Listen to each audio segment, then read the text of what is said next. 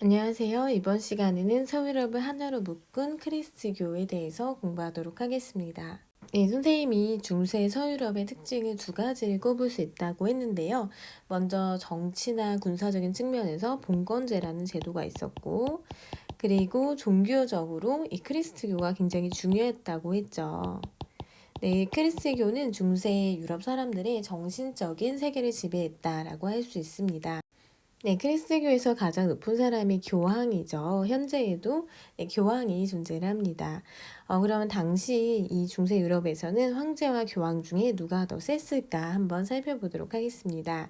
지금 이 그림에 나와 있는 이분이 황제예요.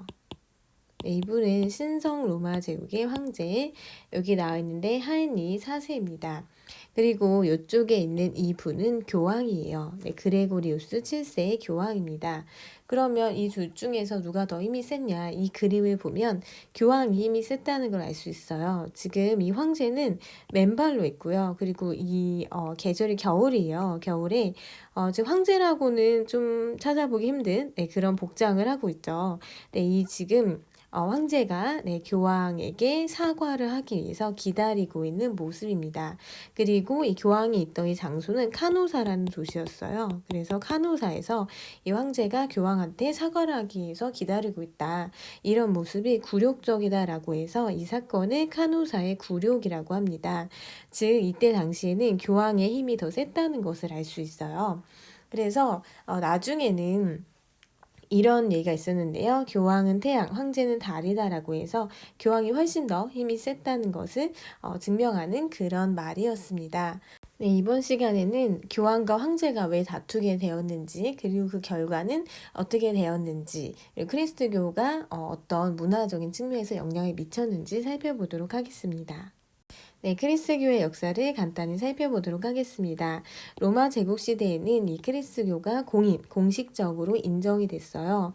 이거와 관련된 문서가 밀라노 찍령이고요.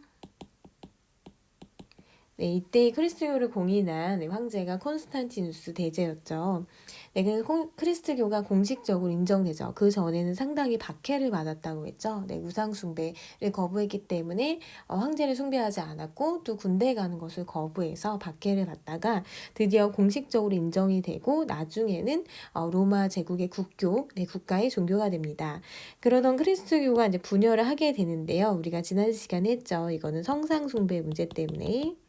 성상 숭배를 인정하느냐 그렇지 않느냐에 따라서 이 성상 숭배를 인정하는 것, 즉 성상을 만들어서 포기한 데 활용할 수 있다. 이 성상은 예수나 뭐 마리아, 네, 그런 사람들의 동상이나 조각을 만드는 건데 그게 로마 카톨릭이고 이걸 인정하지 않는 게 그리스 정교였죠. 그래서 로마 카톨릭은 서유럽, 네, 그리고 그리스 정교는 동유럽에 네, 퍼져 나가게 됩니다.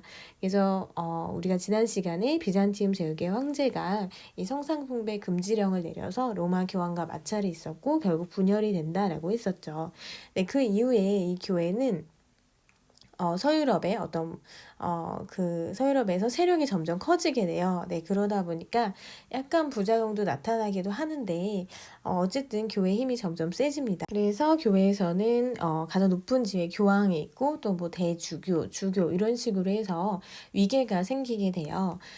그러면서 이제 교회는 점점 발전을 하게 되는데, 이번에 신성 로마 제국의 이 황제와 이 교황이 갈등을 빚게 됩니다. 이 갈등의 원인은 성직자 임명권 때문에 그래요. 그러니까 교회의 그 일하는 성직자를 누가 임명할 것이냐를 놓고 다툼이 생긴 거죠. 그래서 그 전에는 황제가 이 성직자를 임명을 했는데 교황은 왜 황제가 이 교회에서 일하는 성직자를 임명을 하냐라고 해서 교황이 자기가 직접 하겠다라고 하면서 이 황제 요구를 거절하면서 발생한 사건이 카노사의 굴욕입니다. 네, 결론적으로는 황제가 교황을 찾아가서 맨발로 눈을 맞으면서 3일 동안 용서를 빌었다고 합니다. 그래서 이 카누사의 굴욕 사건 이후에 교황의 힘이 굉장히 세지기 시작했다. 이렇게 이해를 하시면 돼요. 그런데 이제 이 사건은 결국 보름스 협약에 의해서 해결이 되는데요. 즉, 두 사람이 교황과 황제가 만나서 교황이 성직자 임명권을 갖는 것으로 합의를 했어요. 즉, 교황의 힘이 더 셌다는 것을 이 협약을 통해서도 다시 한번 확인할 수 있죠. 그리고 점점 이렇게 세진 교황은 결국 전쟁을 일으키게 되는데 그게 십자군 전쟁이에요. 이 십자군 전쟁은 이슬람 세력과 일으킨 전쟁인데요. 셀주크 투르크라고 해서 셀주크 투르크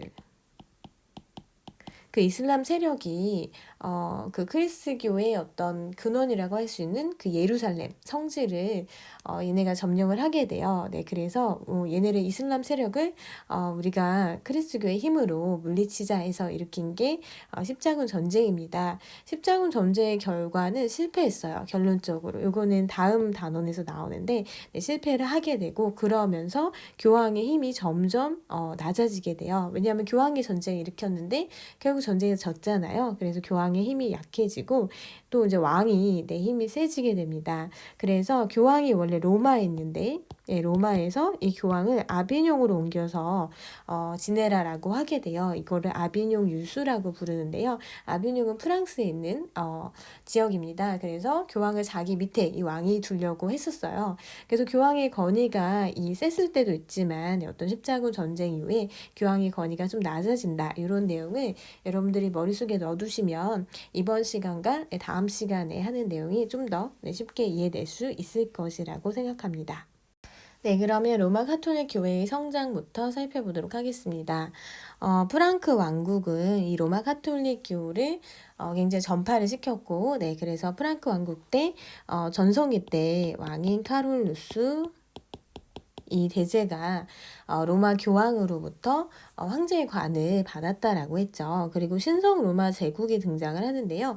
이 신성 로마 제국은 뭔가 나라들의 모임이라고 보시면 돼요. 어떤 영토가 있는 그런 실체가 있는 게 아니라 각 왕국들이 모여서 황제를 뽑았는데 어쨌든 로마 교회는 이렇게 여러 나라들과 제휴, 서로 협력을 했다는 거예요. 그래서 정통 교회로 발전을 하게 됩니다. 근데 교회가 발전하다 보면 좀 부패하게 마련이죠. 그래서 부작용이 나타났는데 일부 성직자들이 봉건 제후들과 좀 이렇게 짜고 성직을 팔거나 혹은 면벌부 이 크리스교에서는 죄를 고백하면 고해 성사라고 하는데 이 고해 성사를 하고 나서 어떤 성사가 끝나면 단식이나 새치질 같은 벌을 받았어요. 근데 교회는 이 면벌부를 사면 벌을 면제받을 수 있고 너네가 천국에 갈 수 있어. 뭐 이런 식으로 했다는 거예요. 그래서 교회가 상당히 이제 부패하기 시작하죠. 그래서 교회 개혁 운동이 발생을 합니다. 즉 성직자들이 처음에는 이렇게 성직 어떤 종교를 위해서 결혼도 못했는데 결혼도 하게 되고 성직 매매 이거를 성직을 돈을 주고 사고 팔고 그리고 아까 선생님이 얘기했지만 면벌부 장사를 했어요. 면벌부도 팔았어요. 네, 그래서 이런 교회 부패가 발생을 하게 되니까 클리니 수도원을 중심으로 해서 교회 개혁 운동이 전개가 됩니다. 그래서 이 개혁이 꽤 성과를 거두어서 교회가 어떤 부패한 관계를 청산하고 그리고 교회 지위도 상당히 높아지게 됩니다. 지금 사진에 보이는 여기가 클리니 수도원이고 아직도 있습니다. 네. 그러다가 이제 교환권이 점점 확대를 하게 되는데 아까 선생님이 설명했듯이 그 성직자 임명권, 이 성직자를 누가 임명하냐를 두고 교황과 황제가 대립을 하게 됩니다. 이 결과 카노사의 굴욕이 발생한다고 했죠. 이 황제가 교황이 있는 카노사에 찾아가서 눈이 오는 겨울에 3일 동안 용서를 비는 사건이 발생을 했습니다. 그래서 이 카노사의 굴욕과 관련된 그림이 여기 나와 있는데 좀 다른 버전의 그림인데 이분이 이제 신성 로마 제국 황제겠죠. 황제고 부인과 이 왕자 이렇게 아들이 있는데 교황이 있는 이 카누사 성에서 기다리고 있는 교황이 기다리고 있는 모습입니다. 그래서 결과적으로는 교황이 성직자 임명권을 차지하게 되는데 이것을 보름스에서 협약을 맺었다라고 해서 보름스 협약이다라고 합니다. 그래서 사실상 이때는 교황이 상당히 힘이 셌다는 걸 알 수 있죠. 교황이 황제보다도 힘이 셌어요. 이 하인리 4세는 신성 로마 제국의 황제이거든요. 신성 로마 제국은 이렇게 제후들의 어떤 연합으로 만들어진 그런 왕국인데 어쨌든 그 성직자 임명권 둘러싸고 황제가 계속 이제 자기가 임명을 하겠다고 하니까 교황이 반발해서 결국 이 교황이 황제를 파문이에요. 네, 파문. 그러니까 파문이 뭐냐면 이 크리스트교 세계에서 아예 추방하겠다라는 뜻이에요. 근데 이게 굉장히 당시에는 큰 벌이었거든요. 크리스트교가 굉장히 중요했기 때문에. 네, 그래서 결국 이제 황제가 교황이 머물고 있는 카누사에 찾아가서 용서를 빈 이런 카누사의 굴욕이 발생하게 된 것이죠. 근데 이때 굴욕을 당한 하이니 4세는 사실 또 교황 그레고리우스 7세를 또 공격해서 추방을 하고 하여튼 교황과 이 황제의 갈등이 계속 지속이 되게 됐다고 합니다. 네, 그러다가 이제 보름스 협약을 통해서 결국 이제 교황이 성직자에 대한 임명권을 차지하는 것으로 끝이 났습니다. 네, 카노사의 굴욕과 관련있는 그레고리우스 7세 당시 교황의 편지의 내용 일부를 살펴보면요. 나는 국왕이 다가오는 것을 확실하게 알고 있었어. 그는 자신에게 어떤 적기도 불수한 생각도 드러내지 않고 자신의 종복, 신하와 함께 내가 머무는 카노사의 성에 왔대요. 그곳에서 그는 모든 왕자의 차림을 벗어 던지고 굉장히 비참한 차림으로 맨발에 양모로 만든 외투만 걸치고 3일 동안 성문 앞에 있었다고 합니다. 이게 바로 카노사의 굴욕을 설명하는 내용의 편지가 되겠죠. 네, 교과서 내용을 정리해 보도록 하겠습니다. 서유럽에서는 로마 카톨릭교가 프랑크 왕국이나 신성 로마 제국과 같은 나라와 제휴를 하면서 정통교회로 발전하게 되고요. 그리고 점점 교세를 확장하게 되고 이에 따라서 교회 조직이 확립되고 교황권이 강화되었습니다. 하지만 부와 권력을 얻은 교회가 점차 세속화되면서 성직자와 결혼하거나 성직이 매매되는 등 부패하고 타락한 모습이 나타났죠. 그래서 10세기 무렵에 클리니 수도원을 중심으로 해서 개혁운동이 전개가 되었습니다.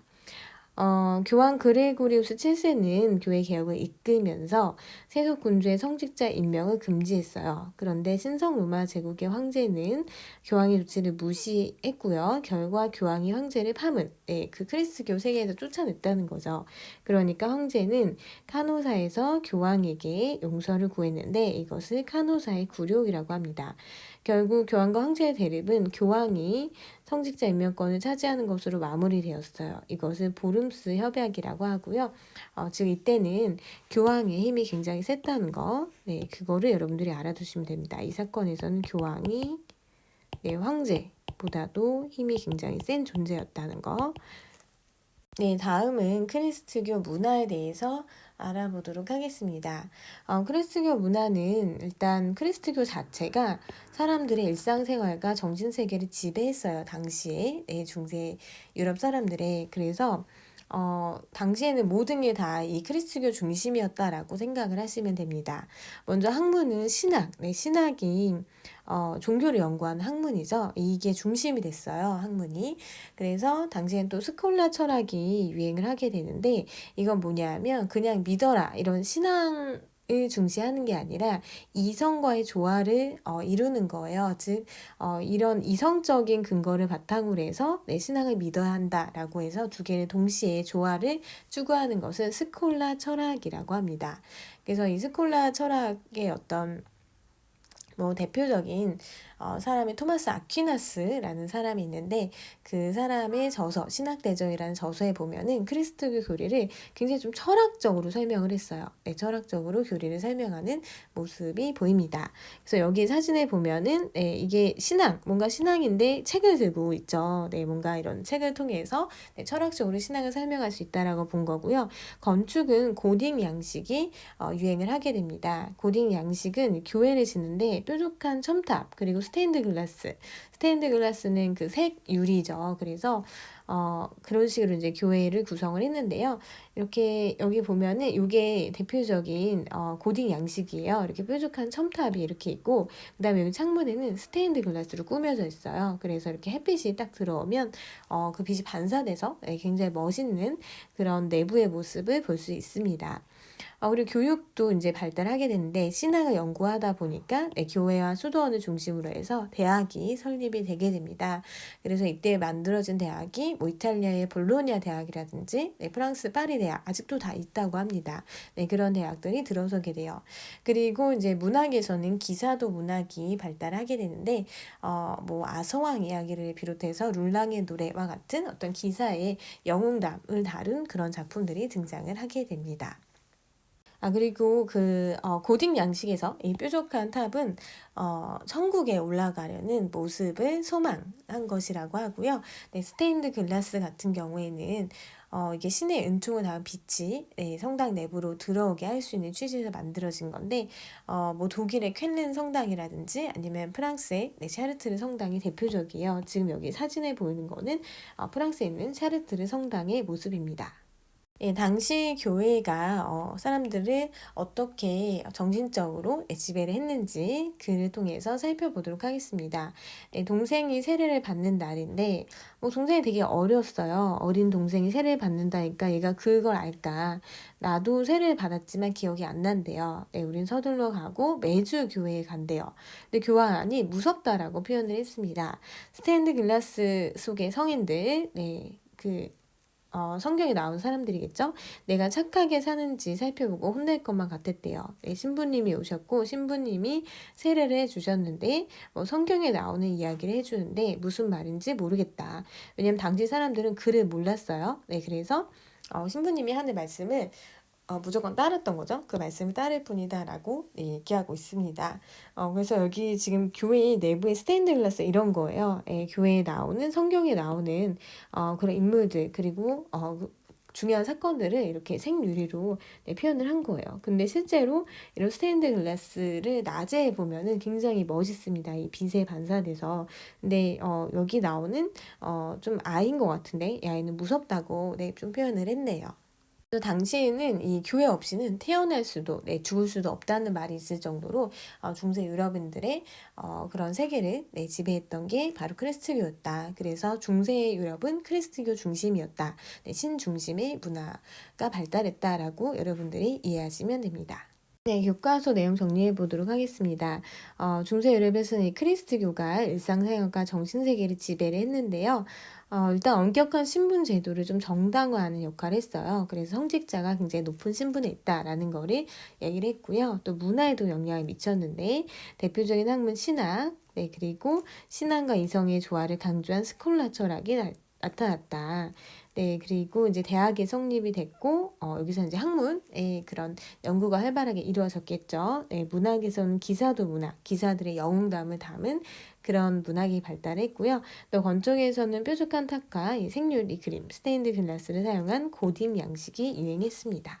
네, 해보자를 보면은 아까 선생님이 설명했던 샤르트르 성당이 나와 있네요. 네, 그래서 이 첨탑이 이렇게 뾰족하게 솟아 있는 것은 천국에 좀 더 가까이 가려는 중세 유럽인들의 염원을 희망을 하고요.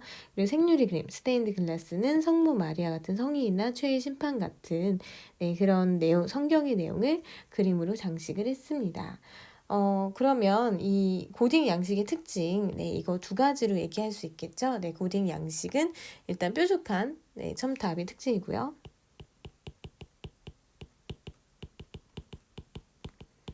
그리고 이 내부는 스테인드 글라스로 장식이 되어 있었죠.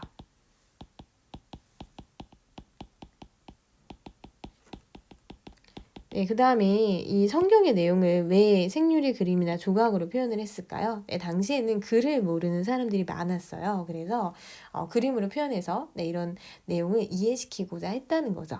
그래서 글을 모르는 사람들한테 이해시키기 위해서 이렇게 그림과 조각을 활용했다라고 보시면 됩니다.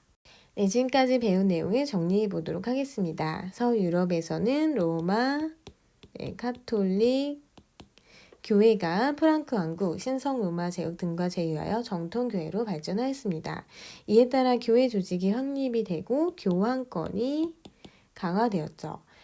교황 그레고리우스 7세는 세속 군주의 성직자 임명권을 금지했는데 신성 로마 제국의 황제 하인리 4세가 교황의 조치를 무시하자 교황은 황제를 파문하였습니다. 그래서 황제는 카노사에서 교황에게 용서를 구하였죠. 교황과 황제의 대립은 황제가 성직자 임명권을 차지하는 것으로 마무리되었다. 맞나요? 네, 틀렸죠. 황제가 아니라 교황입니다. 그리고 이거를 보름스 협약이라고 불러요. 그 다음에 5번 중세 유럽의 학문은 신학이 중심이었는데 신앙과 이성을 강조한 스콜라 철학이 나타났습니다. 건축에서는 뾰족한 첨탑과 스테인드 글라스를 사용한 고딕 양식이 유행하였습니다.